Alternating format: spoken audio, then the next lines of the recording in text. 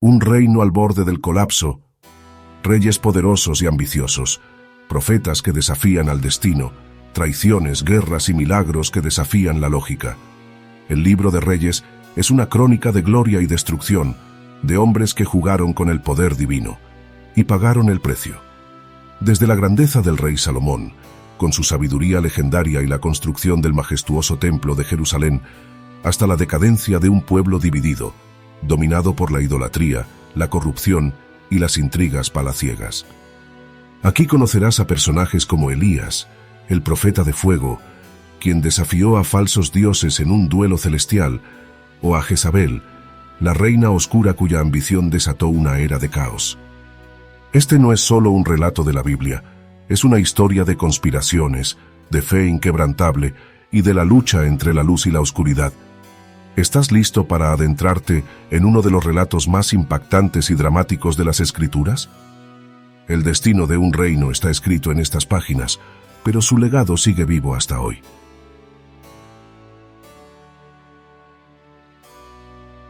El sol ardiente caía sobre Jerusalén, y el sonido de los cuernos de carnero resonaba por todo el valle.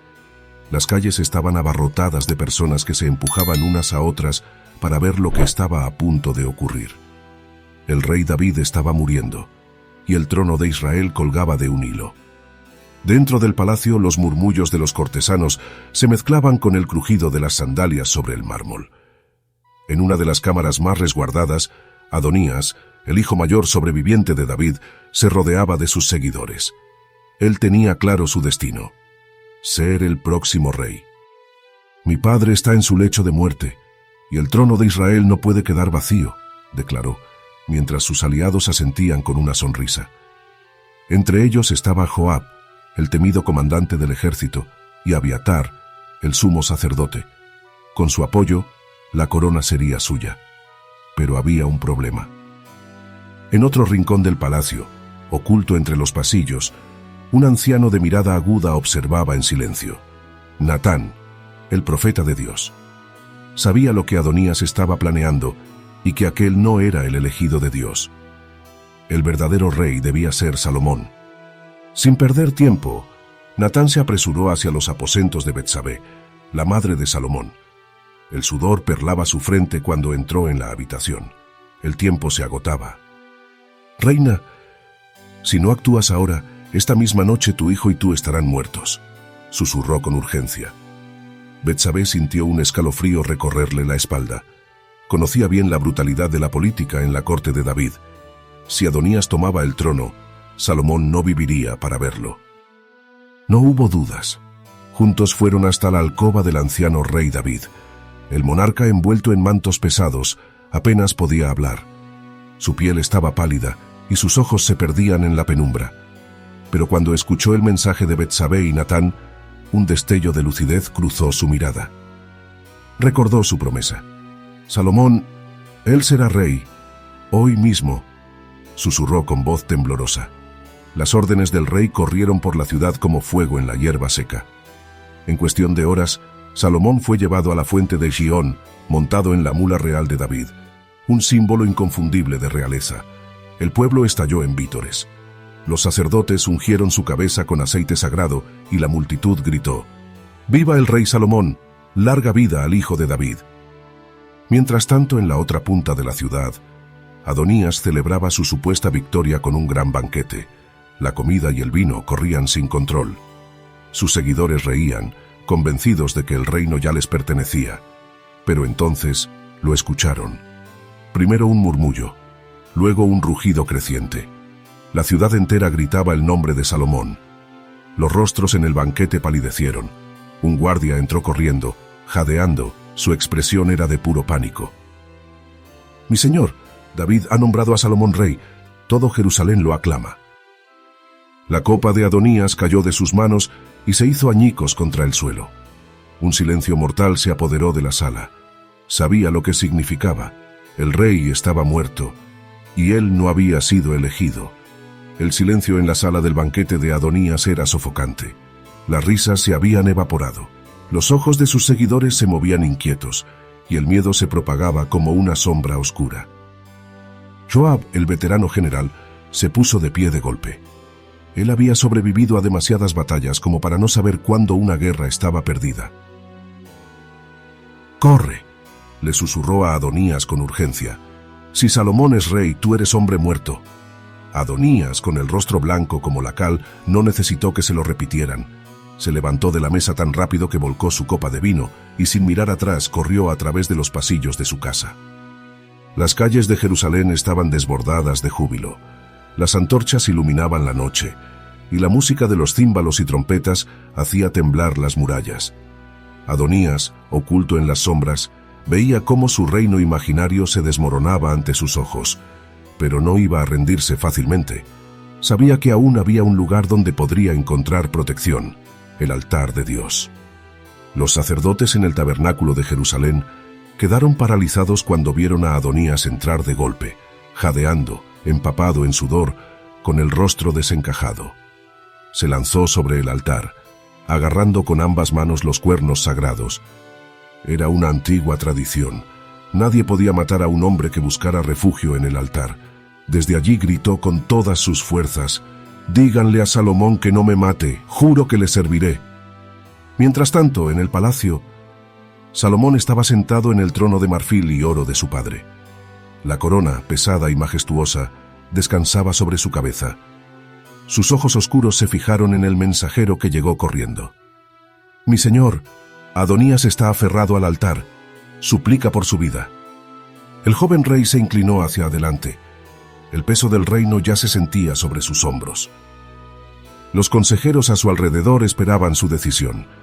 Todos sabían que un rey que mostraba debilidad al principio estaba condenado. Pero Salomón solo esbozó una leve sonrisa. Si es un hombre justo, no morirá. Pero si muestra traición, su sangre será sobre su propia cabeza. El mensaje fue enviado. Desde el altar, Adonías exhaló un suspiro de alivio al escuchar el decreto del rey. Por ahora, estaba a salvo, pero el destino no olvida a los traidores. En lo más profundo del palacio real, otro hombre esperaba su juicio. Abiatar, el sacerdote que había apoyado a Adonías, fue llevado ante el trono. Salomón lo miró con dureza. «Eras siervo de mi padre y te rebelaste contra mí». Los guardias apretaron sus lanzas. El destino del sacerdote estaba sellado. Pero una vez más, el joven rey sorprendió a todos. «Eres un descendiente de Elí, y el juicio de Dios ya está sobre tu casa. No te mataré, pero jamás volverás a ser sacerdote en Israel». Con esto, Abiatar fue desterrado, y el linaje sacerdotal de Elí llegó a su fin, cumpliendo una profecía dada generaciones atrás. Pero quedaba un hombre más, un hombre peligroso. Joab, el veterano general, se dio cuenta de que su tiempo también se había acabado. Durante años había sido el brazo armado de David, pero sus traiciones lo habían alcanzado. Cuando escuchó que Salomón ya había tomado el poder, no huyó. Él también corrió al altar. Salomón recibió el informe. Esta vez, su rostro no mostró ninguna piedad. «Mátenlo ahí mismo». Los guardias entraron al tabernáculo. Joab, con el rostro endurecido por las guerras, los miró fijamente. «Si debo morir, que sea aquí». Y así terminó la vida de uno de los guerreros más feroces de Israel. Cuando la noticia de la ejecución de Joab llegó al pueblo, nadie volvió a dudar. Salomón no era un niño, no era un rey débil. Desde ese día, todos en Israel supieron que un nuevo reinado había comenzado. Pero aún quedaba mucho por delante. El mayor desafío de Salomón aún no había llegado. El palacio estaba en silencio. Solo el crujido de las antorchas y el murmullo de los sirvientes rompiendo la penumbra. Salomón, ahora rey absoluto, se encontraba en sus aposentos, observando la ciudad desde una terraza de piedra. Jerusalén, la joya de Israel, se extendía ante él como una promesa de gloria y de peligro. Los enemigos habían sido eliminados. Adonías humillado, Abiatar desterrado, Joab ejecutado. Todo lo que quedaba de la era de David estaba muriendo, y en su lugar nacía una nueva etapa. Pero el peso del reino recaía sobre sus hombros como una carga invisible. Salomón lo sabía. Gobernar no era solo tomar decisiones de vida o muerte, sino sostener el equilibrio de una nación que aún no confiaba en él por completo. Sus pensamientos fueron interrumpidos por la llegada de Natán, el profeta. La voluntad de Dios se ha cumplido, dijo el anciano, con una reverencia contenida. Salomón no respondió de inmediato. Sus ojos permanecieron fijos en el horizonte. Mi padre era un guerrero. Él forjó este reino con sangre y acero, pero yo no quiero gobernar con la espada. Entonces busca la sabiduría, no la guerra. Un rey justo vale más que 1000 ejércitos. Salomón asintió lentamente. No tenía la brutalidad de David, ni la experiencia de sus generales, pero había algo que sí poseía, el deseo de comprender el mundo más allá de la fuerza. Aquella noche, cuando la luna aún reinaba sobre el desierto, el joven rey abandonó el palacio y se dirigió al santuario más sagrado de Israel. El tabernáculo, la morada de Dios en la tierra, se alzaba en Gabaón, entre colinas silenciosas y bosques de cedros. No era el templo definitivo que Salomón soñaba construir, pero era el centro espiritual del pueblo. Con un séquito de sacerdotes y guardias, Salomón llevó a cabo un sacrificio como nunca antes se había visto. 1000 holocaustos ardieron en el altar, y la columna de humo ascendió hacia el cielo nocturno. La luz de las llamas iluminaba su rostro, pero su mente estaba en otra parte. Se arrodilló ante el altar, cerró los ojos y dejó que la voz de su corazón hablara. Señor Dios de mi padre David, me has puesto sobre este pueblo inmenso, pero soy solo un joven. No sé cómo gobernar. Dame sabiduría. Enséñame a discernir entre el bien y el mal. Las brasas chisporrotearon. El aire se tornó más pesado. El tiempo pareció detenerse. Entonces, un viento suave recorrió el santuario, y en su interior, una voz resonó como un eco en su alma. Porque no pediste riquezas ni larga vida, sino entendimiento. Te concedo sabiduría como nunca antes la ha tenido un hombre. Salomón sintió una corriente recorriendo su cuerpo, un peso invisible que se deslizaba sobre su mente. Su petición había sido escuchada. Cuando abrió los ojos, el mundo no parecía el mismo. Los días pasaron y el rumor de su petición llegó hasta los rincones más lejanos del reino. La noticia de que el joven rey había pedido sabiduría en lugar de poder o riquezas asombró al pueblo. Algunos se burlaron, otros sintieron esperanza. No tardó en llegar la primera gran prueba. 2 mujeres se presentaron ante el tribunal real. Sus ropas eran simples, sus rostros marcados por el desierto y la pobreza. Ambas sostenían un niño, o al menos lo que quedaba de uno. La más joven habló primero, con lágrimas en los ojos. Mi señor, ambas vivimos en la misma casa.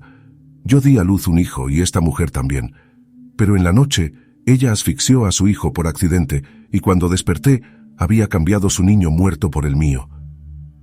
La otra mujer negó con vehemencia. Miente, el niño vivo es mío y el muerto es suyo. Salomón las observó en silencio. La corte murmuraba. Era imposible saber quién decía la verdad. Entonces el rey hizo una señal a un guardia. Traigan una espada, partan al niño en 2 y den la mitad a cada una. Los murmullos cesaron. Un escalofrío recorrió la sala. La primera mujer cayó de rodillas, sollozando. No, mi señor, no lo maten, désenlo a ella, pero que viva. La segunda cruzó los brazos con frialdad. Divídanlo. Salomón se puso de pie y su voz resonó en la sala. La madre verdadera es la que prefirió perder a su hijo antes que verlo muerto. El niño fue entregado a su madre, y el pueblo de Israel comprendió en ese instante que su rey no solo tenía el poder, sino el don del juicio. Con el paso de los años, la sabiduría de Salomón se extendió más allá de las fronteras de Israel. Desde Egipto hasta Babilonia, los gobernantes enviaban emisarios para escuchar sus proverbios. El oro fluía a Jerusalén como un río inagotable.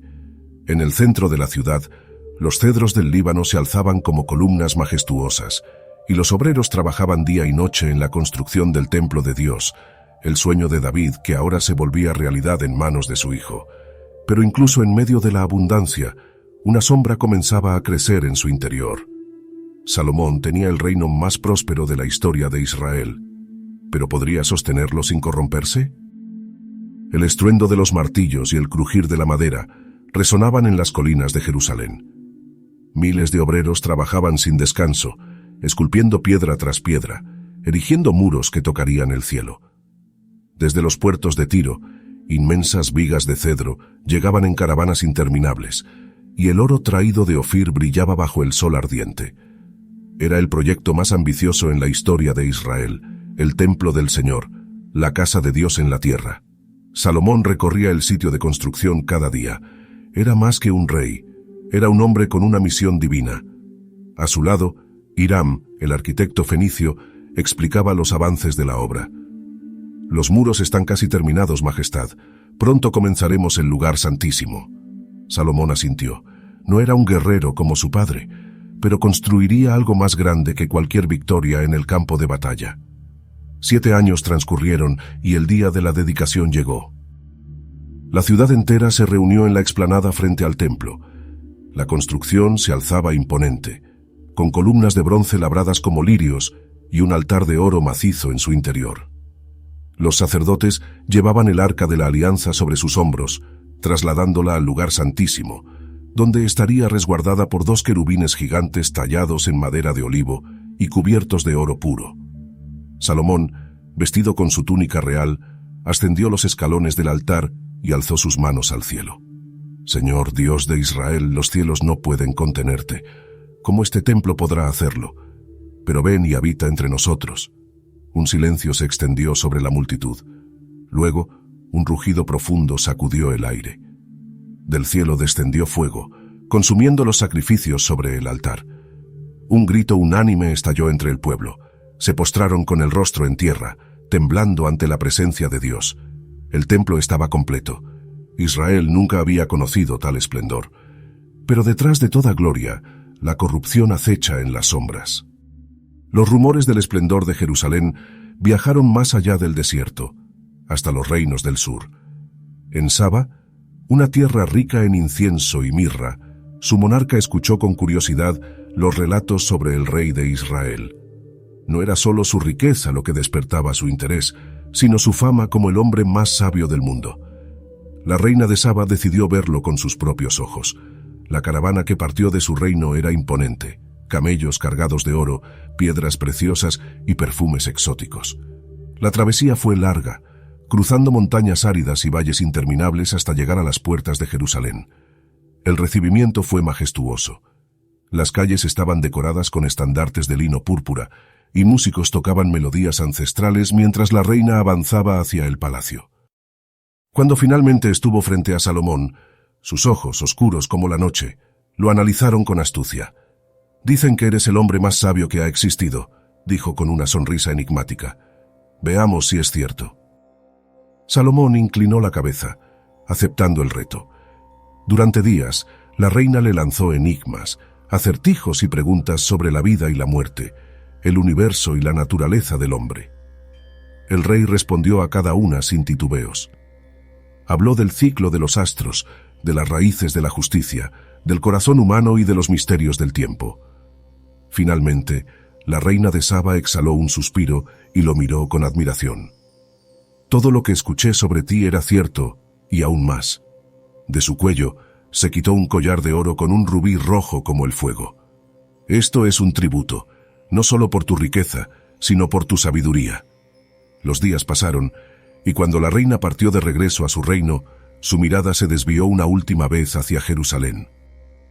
Salomón la vio desaparecer entre las dunas, sin saber que aquella visita no solo sería recordada en los libros de historia, sino que marcaría un punto de inflexión en su propio destino. Porque con cada nueva alianza, con cada tratado firmado, con cada esposa extranjera que traía consigo sus dioses, el corazón de Salomón comenzaba a dividirse. Los años pasaron, y la gloria de Salomón creció sin límites. Jerusalén, con su templo resplandeciente y sus columnas de oro, se convirtió en el centro del mundo conocido. Mercaderes de todas las naciones acudían a sus puertas y su fama de sabiduría llegó a oídos de reyes y reinas de tierras lejanas. En cada rincón del reino, el ruido de la prosperidad se sentía en cada mercado, cada taller y cada casa. El templo de Dios era el corazón palpitante de la ciudad y Salomón parecía haber alcanzado la perfección. Todo en su vida parecía estar bajo control, gobernado por la sabiduría divina que le había sido otorgada. Pero en lo profundo de su palacio, en las estancias privadas, donde el brillo del oro era opacado por las sombras al caer la noche, algo oscuro comenzaba a echar raíces. En esos pasillos donde nadie osaba hablar en voz alta y las risas del banquete se apagaban al pasar cerca de las cámaras cerradas, las voces de las esposas extranjeras susurraban con dulzura, pero con un propósito que Salomón no podía prever. Salomón, en su afán por mantener la paz y la prosperidad, formó alianzas con reinos lejanos a través de matrimonios políticos. De Egipto, Fenicia, Moab y Edom llegaron princesas, reinas y cortesanas que no solo trajeron riquezas, sino también cosmopolitas costumbres y, lo más peligroso, creencias ajenas a la fe de Israel. La primera de estas esposas, una princesa fenicia, llegó con un séquito de sacerdotes y un altar a Astarté, la diosa de la fertilidad. Cuando Salomón la conoció, ella era hermosa como la luna llena, con ojos que brillaban con promesas y tierras llenas de exotismo y poder. Su voz, suave y persuasiva, comenzaba a hacer eco en los pasillos del palacio. «¿Qué daño hay en permitir un altar para Astarté?», preguntó ella una tarde, mientras sus dedos delicados acariciaban la copa de vino que Salomón le había servido en un banquete privado. «No es más que un altar pequeño, apenas un sacrificio». La política de la diplomacia y el deseo de agradar a sus esposas comenzaron a nublar su juicio. Salomón, que había resistido tantas guerras sin empuñar una espada, se encontró atrapado en una batalla invisible. «Es solo una pequeña concesión», se dijo a sí mismo, pero pronto las peticiones comenzaron a multiplicarse. En sus salones adornados con joyas y maderas preciosas, las tensiones crecían. La siguiente esposa, una princesa moabita, trajo consigo la adoración de Quemos, el dios de la guerra. Ella le susurró a Salomón que su reino era próspero, sí, pero que Quemos era el dios que había protegido a su pueblo durante generaciones. «Los moabitas veneran a Quemos, y ellos también son parte de tu imperio», dijo la princesa, poniendo su mano sobre el pecho de Salomón. Era una caricia que contenía más que afecto. Era un recordatorio de los pactos de sangre que unían a los reinos. «No quiero que mi gente se sienta apartada. Tú eres un rey sabio, Salomón. ¿Acaso no puedes ser un rey justo para todos los pueblos?». Y con esas palabras, el altar a Quemos fue erigido en una de las colinas cercanas a Jerusalén, lejos de los ojos del pueblo, pero no lejos de la vista del cielo. Salomón veía cómo la paz se mantenía en el reino, pero también veía cómo su fe se diluyó lentamente, como la arena que se escapa entre los dedos.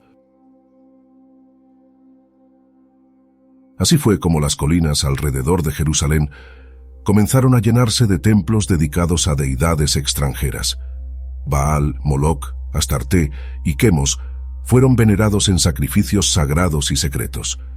Los sacerdotes fenicios y moabitas se reunían en la oscuridad, haciendo ofrendas en altares adornados con piedras preciosas y aceites perfumados.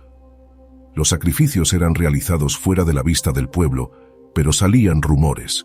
El pueblo, que había sido fiel al único Dios de Israel durante siglos, empezó a escuchar susurros sobre los rituales nocturnos que se realizaban bajo la luz de la luna. Se hablaba de gritos que se alzaban por la noche desde las colinas.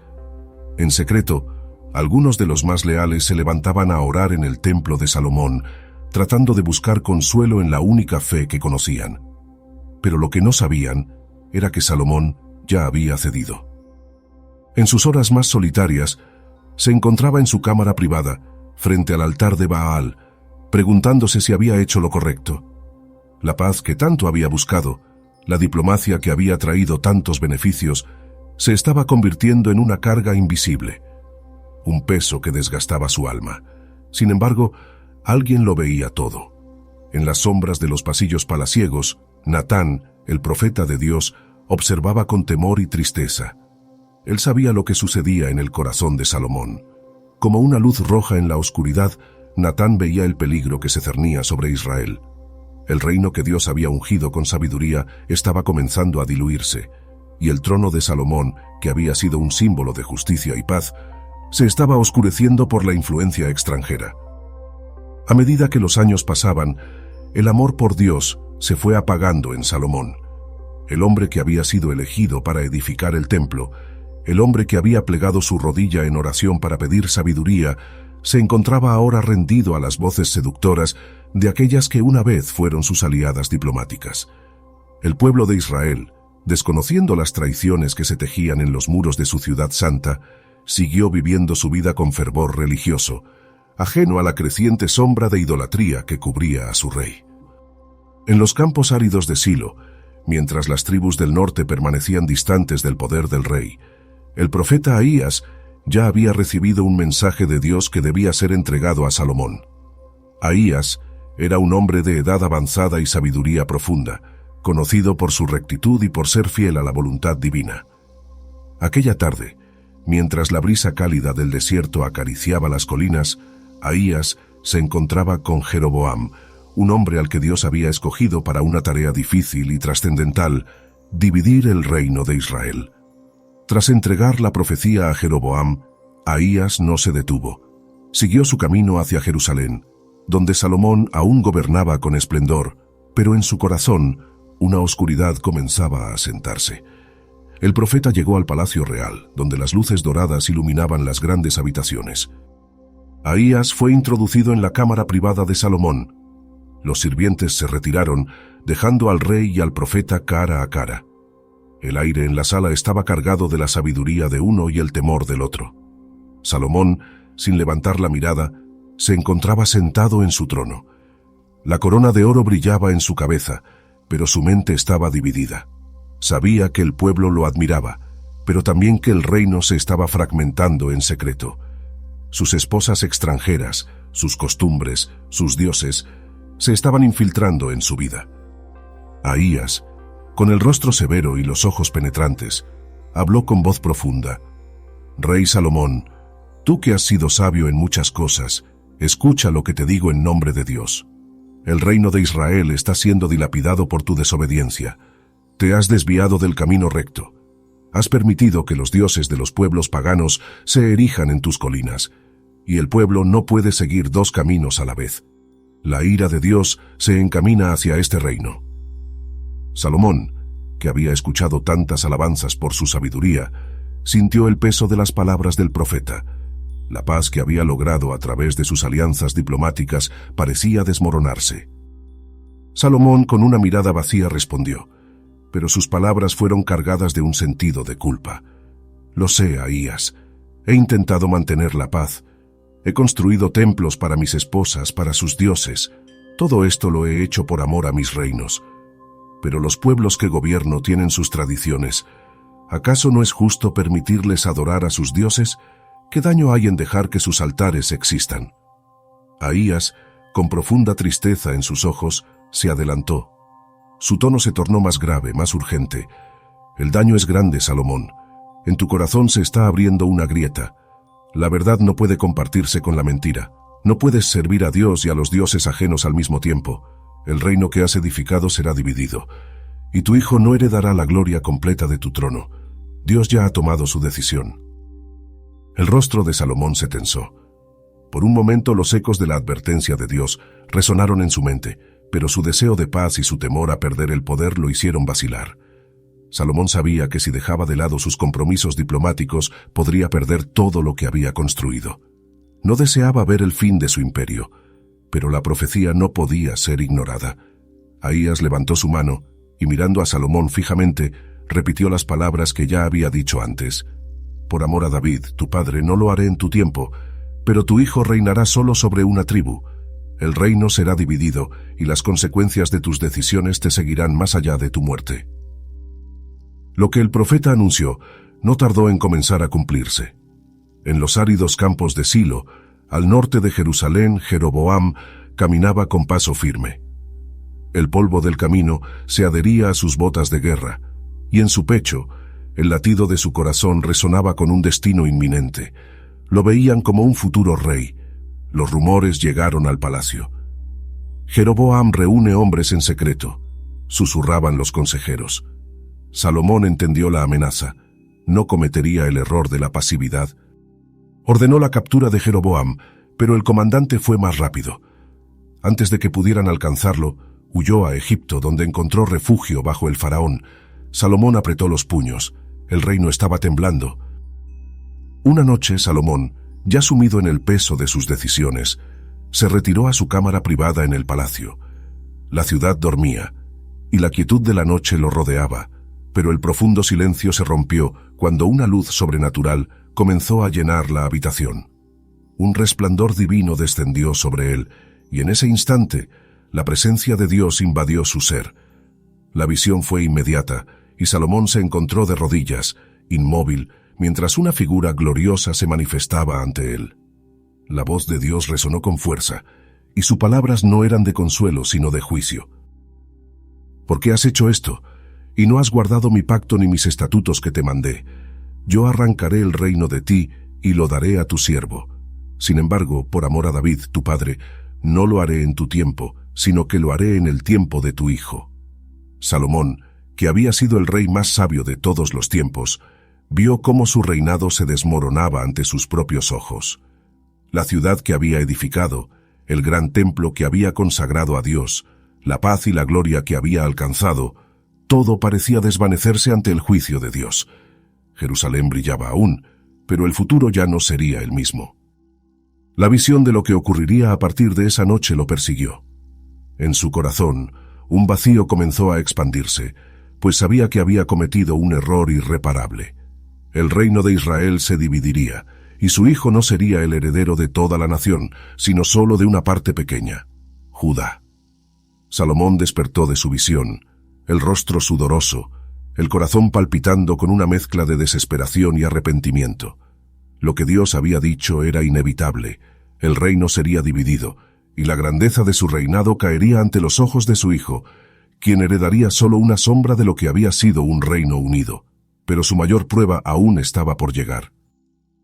Los pasillos del Palacio Real ya no tenían la misma luminosidad que antaño. Las piedras del templo, que alguna vez brillaban con el reflejo del sol, ahora se sentían pesadas, como si el tiempo las hubiera marchitado. Los muros de Jerusalén, que representaban la grandeza de Salomón, parecían ahogarse bajo el peso de los años. Los ecos de las risas y la celebración se habían disipado, dejando una sensación de silencio reverente en cada rincón del reino. Salomón había sido el hombre más sabio de su tiempo, pero los días de gloria ya se desvanecían como un sueño lejano.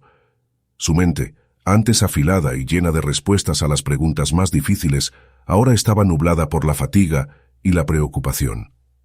El reino se tambaleaba a su alrededor, y su corazón sentía el peso de sus decisiones pasadas. Había construido maravillas, levantado el templo de Dios y llenado las arcas del reino con riquezas inalcanzables, pero algo dentro de él ya no encontraba consuelo en el poder ni en las posesiones materiales. Su mirada había cambiado. Los ojos que alguna vez brillaron con conocimiento y sabiduría ahora mostraban la huella de un hombre que había visto demasiado, un hombre desbordado por las consecuencias de sus propias elecciones. El pueblo de Israel, que había sido testigo de las grandiosas obras de Salomón, comenzó a murmurar a sus espaldas. A medida que el desgaste del reinado se hacía más evidente, las voces se alzaban, cada vez más fuerte. El rey construyó maravillas, pero a costa de nuestros lomos. Sus impuestos son altos, sus proyectos interminables. Él ha saqueado las fuerzas de nuestro pueblo. El Dios de nuestros padres ya no es su única adoración. ¿Quién es este Salomón que ha edificado templos para dioses ajenos? Los sufrimientos del pueblo eran evidentes en cada esquina del reino. La construcción interminable del templo, el palacio de marfil, las fortalezas en cada rincón, todo ello se había hecho con trabajo forzado y altísimos impuestos. Muchos sufrían por la opulencia de su rey, que aunque había traído prosperidad, también había presionado hasta el último aliento de su pueblo. Pero lo que más les dolía a los israelitas no era solo el peso físico de los proyectos, sino la sensación de que el Dios de Israel ya no era el centro de la vida de su rey. Las alianzas con reinos paganos, la idolatría introducida en los lugares sagrados y los altares a dioses extranjeros empezaban a ser un eco desagradable en la mente del pueblo. Mientras tanto, Salomón se había aislado en sus aposentos. La luz del día se desvanecía a través de las cortinas pesadas, y el rey se encontraba sentado frente a una mesa de escritura, con un rollo de pergamino frente a él. Sus manos temblaban al escribir, como si el peso de la sabiduría adquirida y las decisiones erradas lo estuvieran aplastando. Los ecos de su vida llenaban la habitación, Vanidad de vanidades, todo es vanidad. Estas palabras que alguna vez resonaron en su alma como una verdad revelada, ahora tomaban una forma amarga. Había tenido todo: poder, riqueza, sabiduría, el amor de reinas y reinos.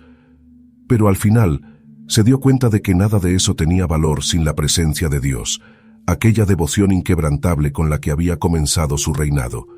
El Dios de Israel, el Dios que le dio sabiduría, parecía lejos, como si se hubiera alejado de él, de su corazón, de su alma. El tiempo de Salomón había pasado, y ahora el vacío que sentía era más grande que toda la gloria que había acumulado. A medida que sus últimos días se acercaban, se encontraba ante el espejo de su vida, viendo su rostro marcado por la decadencia de lo que una vez fue. En la quietud de su cámara, el rey que había construido Jerusalén, que había traído paz y prosperidad, se enfrentaba a la realidad de que todo aquello no era más que una sombra. El crepúsculo de su vida lo alcanzó como una brisa fría que disipó las últimas cenizas del fuego de su juventud. Salomón sabía que su reinado estaba en sus últimos días, y no podía evitar reflexionar sobre todo lo que había sido. Había pecado al permitir que otros dioses tomaran el lugar de Jehová. Había perdido su verdadera adoración, y con ello perdió la dirección. En su lecho, Salomón susurró una última oración, una que no estaba escrita en pergaminos ni registrada en las crónicas del reino, pero que resonó en su alma. Dios de mis padres, perdona mi corazón, perdona a Israel. Con esas palabras, Salomón cerró los ojos. El gran rey, el sabio, el que construyó el templo de Jerusalén, el que había sido aclamado por todos, se apagaba en la soledad de su arrepentimiento. La noticia de su muerte se esparció rápidamente por todo el reino.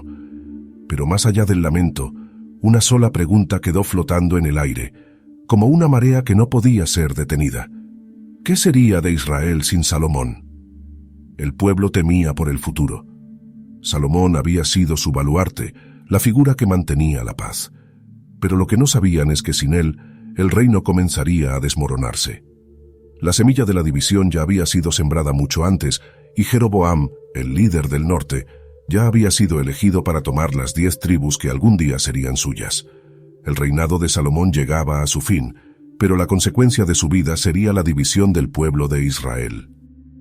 Y así, con su muerte, Salomón dejó una marca indeleble en la historia. La gloria y la vanidad de su reinado quedaron como testamento, pero también como advertencia. La tierra que él había unificado ya estaba destinada a ser dividida, y los destinos de Judá e Israel seguirían caminos separados. Israel pasaba de la unidad a la fragmentación, y el pueblo solo podía mirar al futuro con incertidumbre.